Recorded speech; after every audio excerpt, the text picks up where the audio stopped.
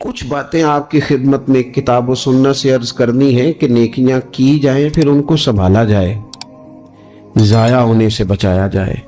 یہ سرمایہ ہے آخرت کا، لیکن اگر یہ ضائع ہو جائے، جو آدمی محنت کر کے کوشش کر کے پیسے کماتا ہے نا، جد و جہد کر کے، وہ 1 روپیہ بھی پھر ضائع نہیں ہونے دیتا۔ وہ کہتا ہے میری جمع پونجی ہے، میں نے مشقت بڑی کی ہے، کیسے ضائع ہونے دوں؟ وہ احساس کرتا ہے، 100 دفعہ سوچتا ہے۔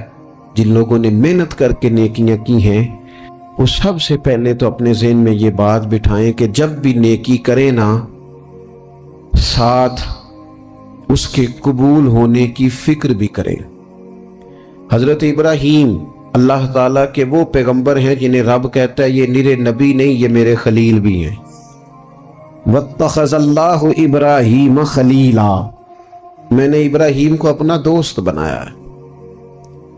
اور پھر حضرت ابراہیم کے جو صاحبزادے ہیں نا جناب اسماعیل، وہ نرے نبی نہیں، وہ ساتھ ذبیح اللہ بھی ہیں۔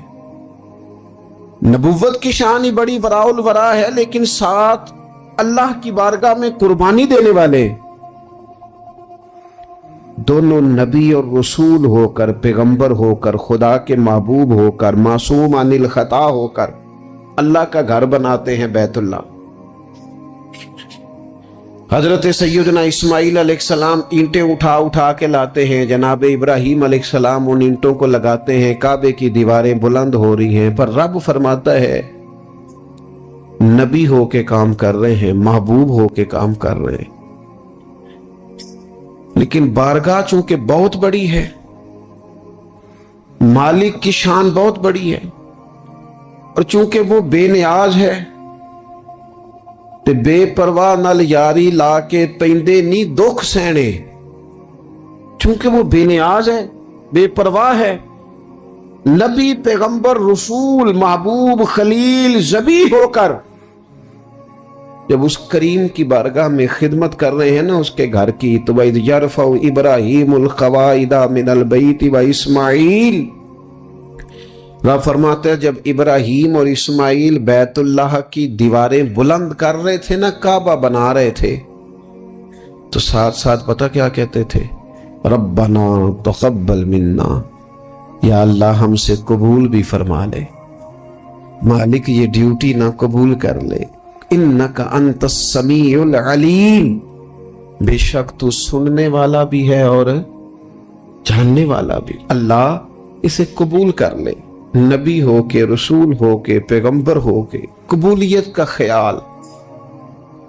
تو میرے سنگیوں، شرط تو یہ ہے نا کہ وہ قبول بھی کرے۔ میرے رسول کریم صلی اللہ تعالی علیہ وسلم نے ہماری تربیت کی،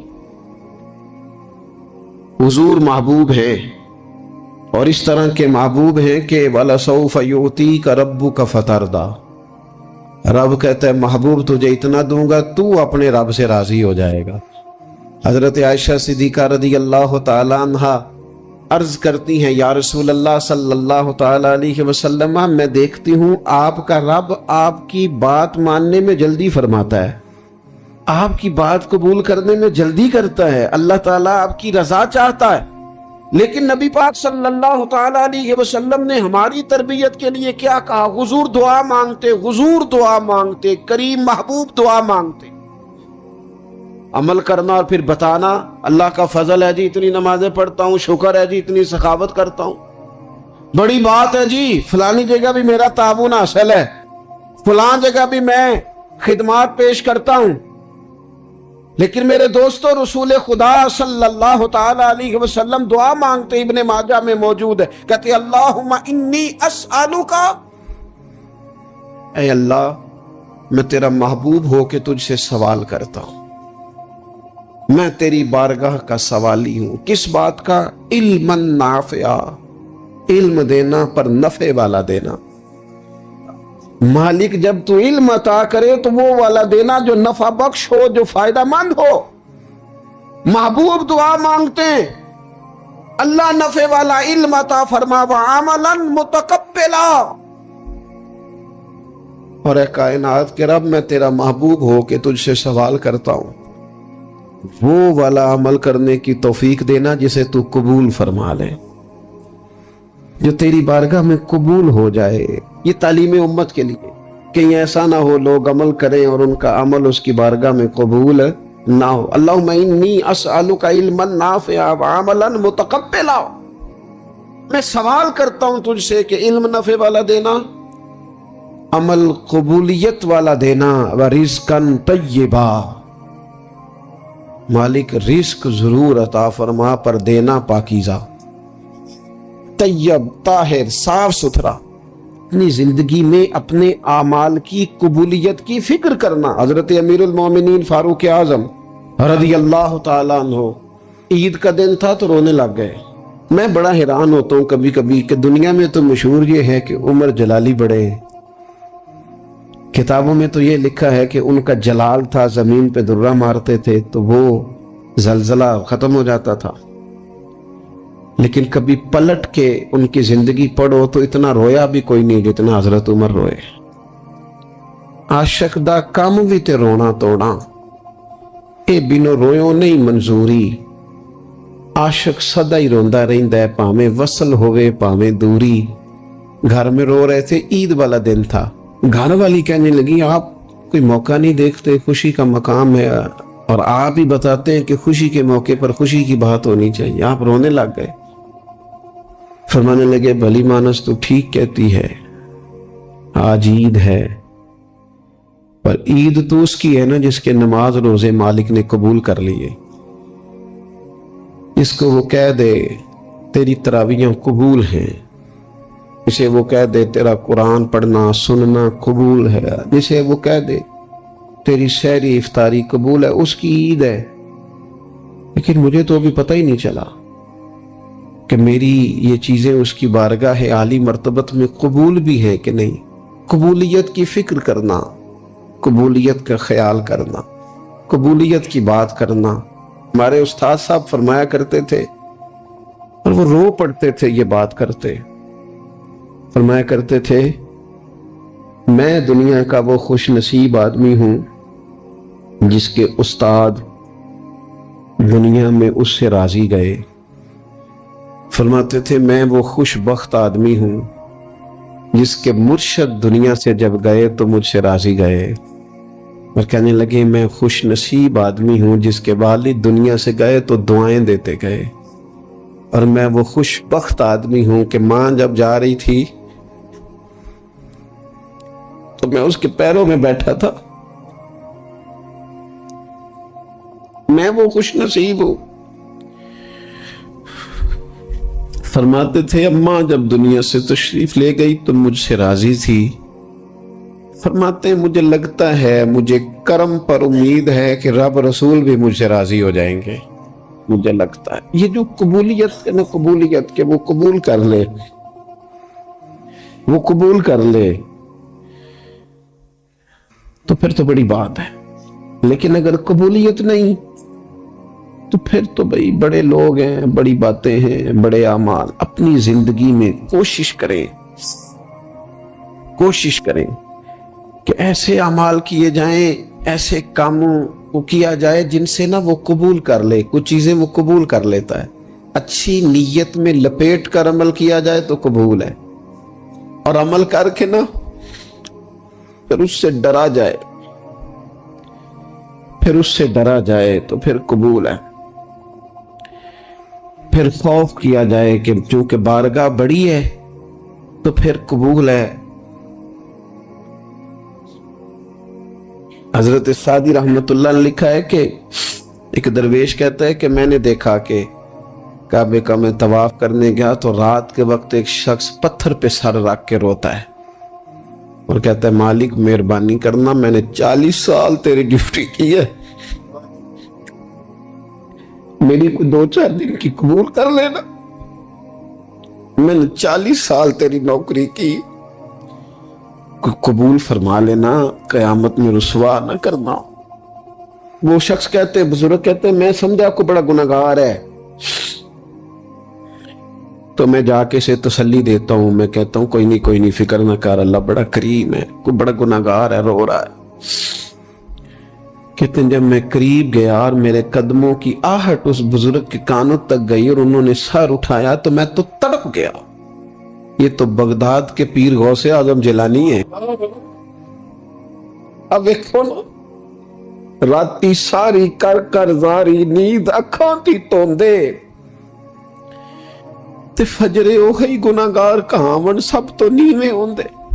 کہ میں نے 40 سال کی ہے تیری ڈیوٹی، تیرے دین کی نوکری، کو 2-4 دن کی، چل زیادہ نہیں، تو اسے قبول کر لینا تاکہ بات بن جائے. قبولیت کا خوف، قبولیت ہو جائے تو اچھی نیتیں، اچھے ارادوں کے ساتھ نیک اعمال اور کچھ چیزوں سے بچا جائے، کچھ چیزوں سے بچا جائے تاکہ نیکیاں ضائع نہ ہو جائیں، بچا جائے.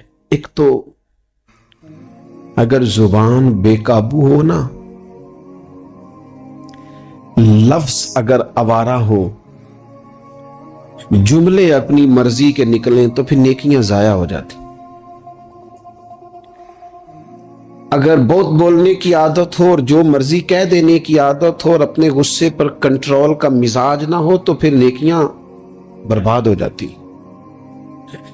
کچھ لوگ ایسے ہوتے ہیں جو بڑے بہترین کام والے ہوتے ہیں لیکن ان کی زبان سے ڈر آتا ہے، ان کے جملوں سے خوف آتا ہے، ان سے محبت کا رشتہ ہوتا ہے، تعلق ہوتا ہے، لیکن ان کے ساتھ گزارا نہیں ہوتا، اس لیے کہ وہ نیک بھی ہیں، نمازی بھی ہیں، حاجی بھی ہیں، پرہیزگار بھی ہیں، لیکن زبان سے تیر برساتے.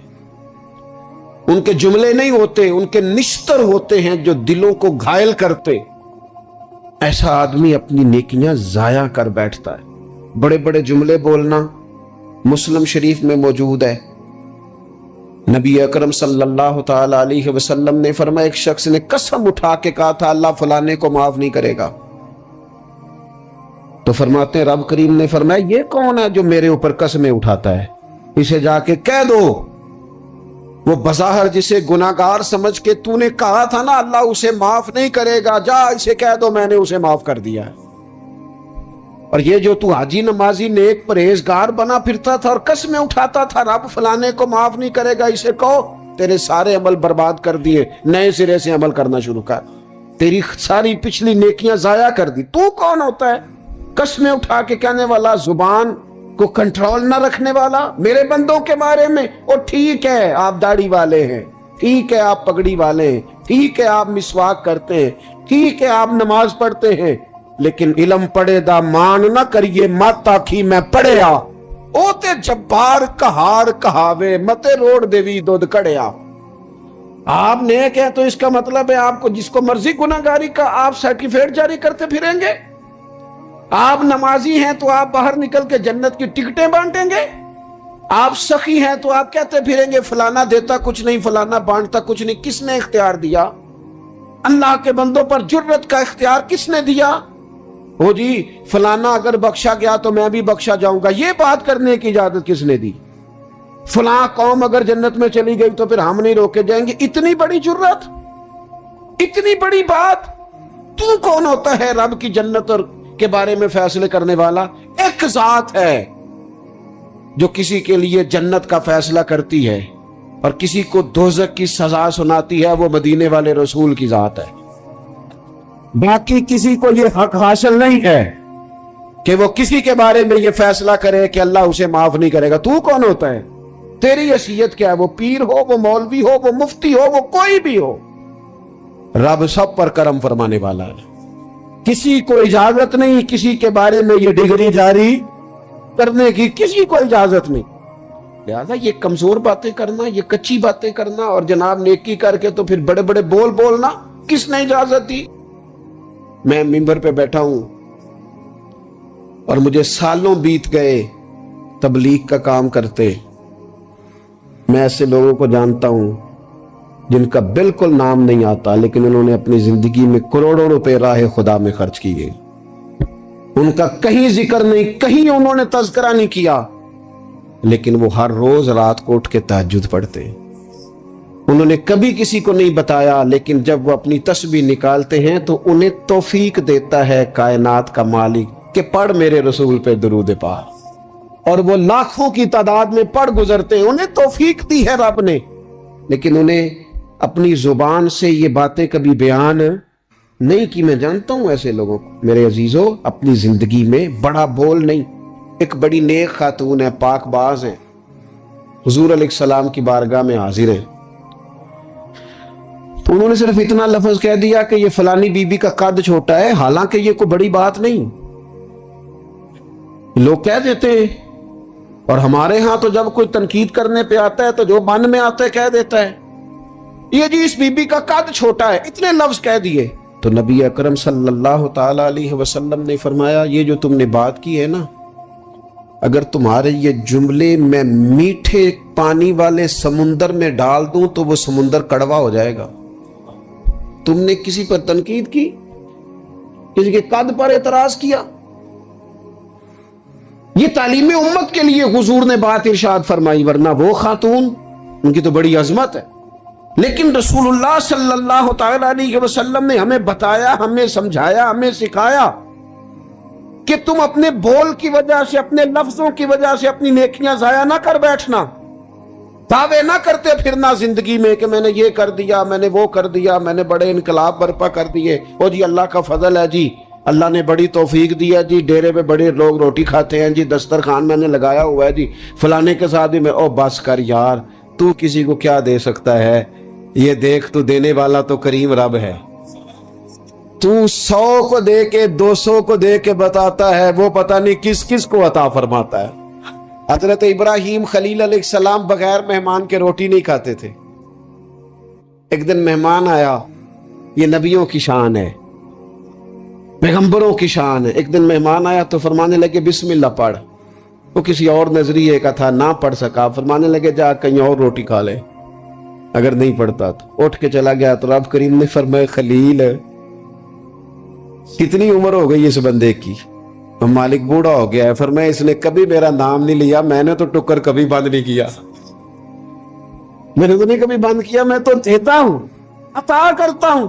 یہاں لوگ کہتے ہیں جا تیری تنخواہ کاٹی گئی، یہاں لوگ کہتے ہیں جا تیرے اتنے دن کے فلاں معاملات ختم ہو گئے، جا نکل ادھر سے، میں دیکھتا ہوں کون تجھے روٹی پہ رکھتا ہوں. بس کر، واللہ خیر الرازقین، رزق دینے والا اور بہتر دینے والا میرا رب کریم ہے.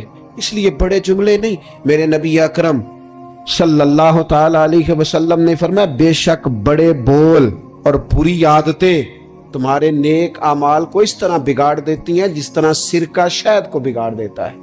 لہذا میرے دوستو، عمل کرنا ہے پھر اسے چھپانا ہے، کیونکہ جس چیز کو بندہ چھپاتا ہے نا اسے قیمتی سمجھتا ہے.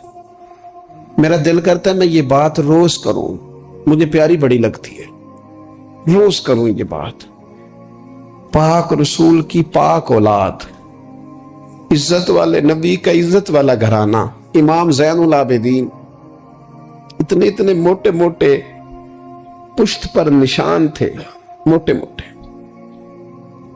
غسل دیا جا رہا تھا تو ساری کمر موٹے موٹے داغ. آج کل پیر کا چہرہ بھی نورانی ہونا بڑا ضروری ہے نا، نورانی ہونا. او حضرت بلال بھی بڑے پیر ہیں، اگرچہ حبشی النسل ہیں پر بڑے پیر ہیں. لہذا یہ کچھ چیزیں ایسی ہیں جو لوگوں نے اپنی مرضی سے طے کر لی ہیں. اس میں شک نہیں کہ حضور نے فرمایا ہے کہ جسے دیکھ کے رب یاد آئے وہ اللہ کا ولی ہے. لیکن صرف گورے رنگ دیکھ کے رب یاد نہیں آتا، رنگ سانولا بھی ہو پر رب کے انوار برس رہے ہوں تو رب یاد آ ہی جاتا ہے. اور میرے دوست، یہ ذرا بات کو سمجھنا اور اسے یاد رکھنا. اتنے اتنے موٹے پشت پر نشان، غسل دیا جا رہا ہے. لوگوں نے بیٹے سے پوچھا یہ حضرت صاحب کو کیا ہے؟ تو والد وہاں آرام فرمائے ہیں جہاں غسل دیا جا رہا ہے. تو امام باقر وہ پڑے، کہنے لگے میرے ابا جی نا اپنی پشت پر تھیلے رکھ کے نا اناج کے. کس کی بات کر رہا ہوں؟ حسین ابن علی کے بیٹے، کربلا میں بچنے والے میرے امام کے ایک صاحبزادے، پشت پر بوریاں رکھ کے غریبوں کے گھروں میں پہنچا کے آتے. وہ صاحبزادہ صاحب آپ کہاں ہوتے تھے؟ فرماتے میں کہتا تھا میں نہ دے آؤں. فرماتے تھے نہیں، اگر تو دینے جائے گا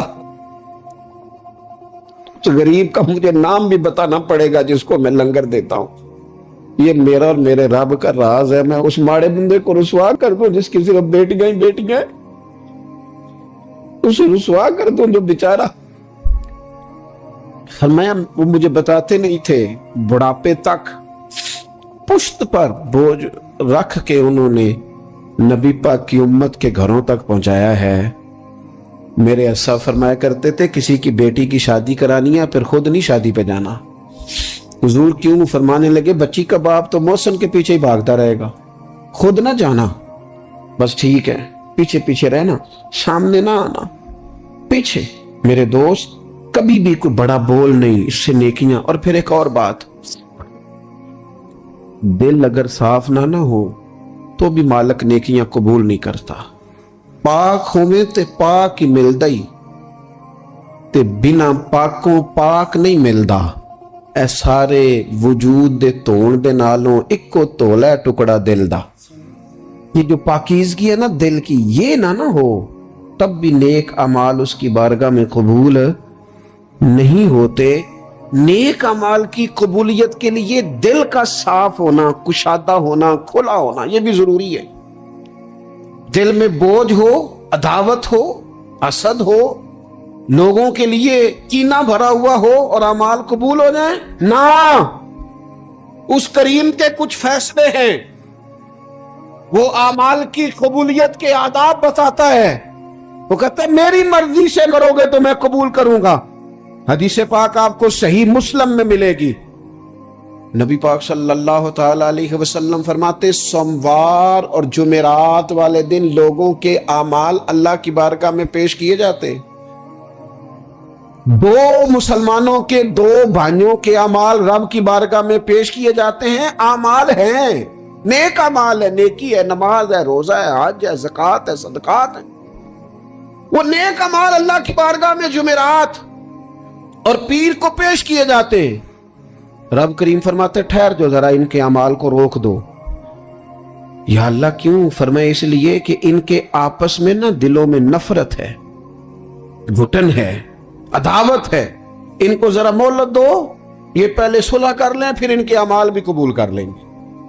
कि ना अदावतें पाली हुई हैं, अपने दिलों के अंदर घुटन पैदा की हुई। इख्तलाफ कहां नहीं होता, लेकिन नफरतें पैदा कर लेना। क्या जुर्म किया है भाई ने? कौन सा कुफर कर बैठे हैं रिश्तेदार? कौन सी ऐसी बात निकल गई है जो जिंदगी के नाते तोड़ के बैठ गए हम? रब कहता है नहीं कबूल होंगे अभी इसके अमाल, रोक दो जब तक ये आपस में सुलह न कर ले।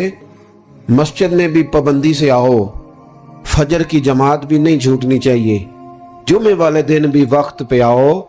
लेकिन अगर कबूलियत करानी है तो 20 मिनट निकाल के ना उस रिश्तेदार के घर भी चले जाओ जिससे नाराजगी चल रही है। थोड़ा सा ना उधर भी एक चक्कर लगाओ, इसलिए कि वो कहते हैं कबूल ही तब करना है, पहले ये वाला काम कर। लेकिन अंदर अदावत से भरा हुआ हो, सीना भूख से भरा हुआ हो, तो फिर उसकी रोशनी में जो अमाल किए जाएं वो कबूल नहीं होते। कुरान मजीद फुरकान हमीद ने एक और वजह भी बयान की है, फरमाया नहीं कबूल करेंगे। इमाम शाफी से एक बंदे ने कहा, मेरा दिल करता है मैं कुछ लोगों पर खर्च करूं पर मुझे कोई मुस्तहिक बंदा नहीं मिलता। तो इमाम साहब हंस पड़े, कहने लगा जी आप हंसे क्यों? फरमाने लगे, तो जो कुछ अल्लाह ने तुझे दिया तू उसका मुस्तहिक था, तू हकदार था। जब रब ने तुझे बगैर हिसाब दिया है तो तू अल्लाह के बंदों को टटोलता फिरता है। तू कहता मैं तो पता करूं ये हकदार है कि नहीं, और तू उसके रास्ते में बेहिसाब दे, रब भी तुझे बेहिसाब ही अता फरमाए। भूलता और टटोलता फिरता है। कुरान मजीद ने कहा, बड़े बड़े सदके देने वालों, खैरात करने वालों, अल्लाह के रास्ते में खर्च करने वालों, एक बात का ख्याल रखना, तुमने दिया बंदे को है पर दिया है अल्लाह की राह में, अल्लाह की रिजा के लिए। या अय्युहल्लज़ीना आमनू ला तुबतिलू सदकातिकुम बिलमन्नि वल अज़ा।